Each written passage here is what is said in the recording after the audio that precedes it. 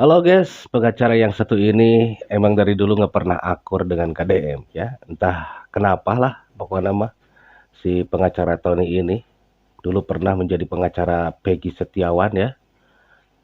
Selalu saja menyerang kebijakan Kang Deddy Mulyadi.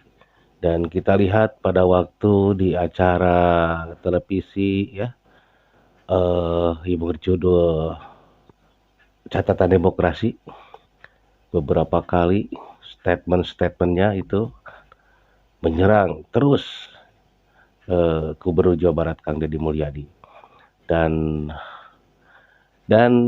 waktu ditanya oleh politisi Gerindra ya, katanya tidak tahu.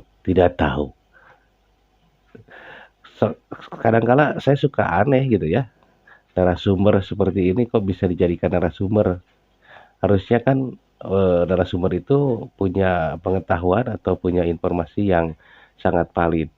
Dan inilah cuplikan serta jawaban atau sekakmat dari KDM ya untuk si Tony RM.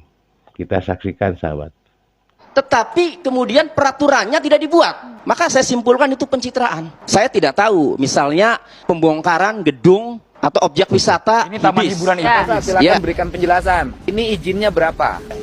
Izinnya diajukan 4.800 meter persegi kurang lebih. Nah, terus yang dikerjakan Yang dikerjakan sampai dan tahun kemarin itu menjadi 15.000. 15.000 berarti Sudah sudah dilakukan. nambah 11.000. Ya, sudah dilakukan penindakan oleh Pemda Kabupaten Bogor bersama kami. Kemudian pelarangan study tour tadi. Mengeluarkan perintah untuk melakukan nonaktif pada kepala sekolah di salah satu kepala sekolah di Depok karena siswanya pergi ke Bali. Padahal sudah ada surat edaran PJ Gubernur yang melarang anak-anak sekolah itu bepergian pelesir di luar provinsi Jawa Barat. Pembongkaran. Apakah sudah sesuai prosedur atau belum? Pembongkaran itu harus dilakukan oleh pemilik gedungnya sendiri yang dinilai melanggar, yang dinilai ilegal dalam waktu 30 hari. Jika tidak dibongkar sendiri sesuai dengan batas waktu yang telah ditentukan, baru kemudian pemerintah daerah mengambil alih untuk membongkarnya. Saya tidak tahu apakah pembongkaran gedung Hibis itu sudah sesuai prosedur atau belum. Peringatan sudah, Pak. Diminta bongkar sendiri sudah. Ya, Tetapi di luar ketentuan. udah, karena tidak dibongkar sendiri, perintah saya bongkar mulai hari ini. Tentu kan ada pekerja-pekerjanya. Kalau kemudian dibongkar, ini pekerjaannya kan itu nganggur. Enggak sekieu we mah data anu digarawe di dieu nya. Anu di luar jeung nu di jero upahna biasa sabaraha nya. Ku saya dibere tapi ka lebaran. Datanya Mas, siapa? Tuh beresin. Besok tadi ada data karyawanna kadegan. Dia melak tangkal jeung ngurus tangkal di dia. Oke? Oke? Jadi apa solusi untuk pegawai yang ada di sini?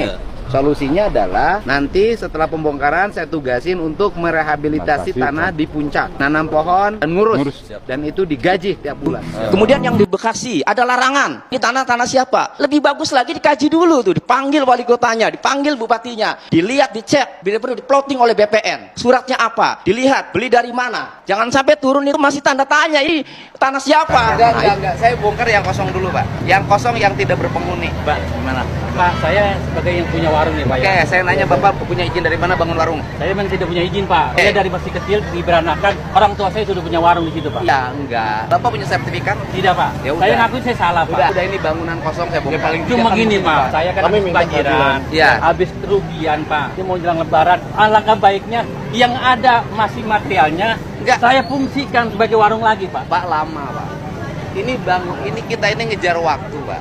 Yang banjir tuh warga. Saya ini mau bantu. Saya juga kebanjiran Pak. Iya, saya mau bantu menyelesaikan. Saya bongkar sendiri. Pak lama, Pak. Tambah masalah Lah kan yang karena masalah. barang-barang yang bisa dipakai akan dipakai Pak, lagi. Bapak Udah, sekarang gini. Saya hitung, saya bayar.